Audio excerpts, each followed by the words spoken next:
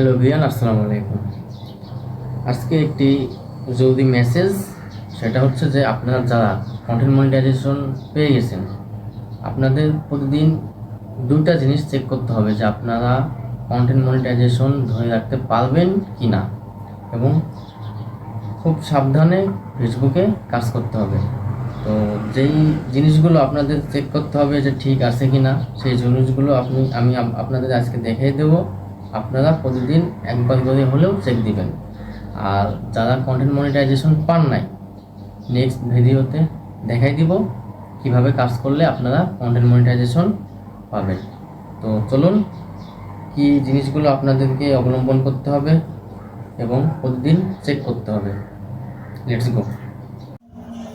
First of all, আপনাদের Facebook official যে Facebook আছে সেটাতে চলে আসবেন এবং উপরে ডান সাইডে যেই থ্রি ডট আছে ওখানে ক্লিক করবেন এবং আপনাদের প্রোফাইলে ক্লিক করবেন এবং ডান সাইডে যে থ্রি ডট দেখতে পাচ্ছেন ওই থ্রি ডটে ক্লিক করবেন এবং উপরে সবার উপরে যে প্রোফাইল স্ট্যাটাস ওর উপরে ক্লিক করবেন।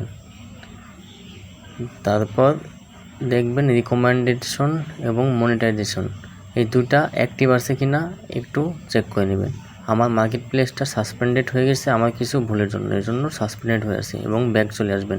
ব্যাক আসার পরে প্রোফাইলের নিচে দেখতে পাবেন সাপোর্ট নামে একটি অপশন আছে, এই সাপোর্ট নামে অপশনে ক্লিক করবেন এবং ক্লিক করার পর দেখতে পাবেন সাপোর্ট ইনবক্সের উপরে ক্লিক করবেন এবং ক্লিক করার পর দেখতে পাবেন ইউর অ্যালার্টের উপরে ক্লিক করবেন এবং আপনাদের যদি কোনো ভিডিওতে প্রবলেম থেকে থাকে তাহলে এখানে লিস্ট আকারে অনেকগুলো ভিডিও কপিরাইট হিসাবে থাকবে।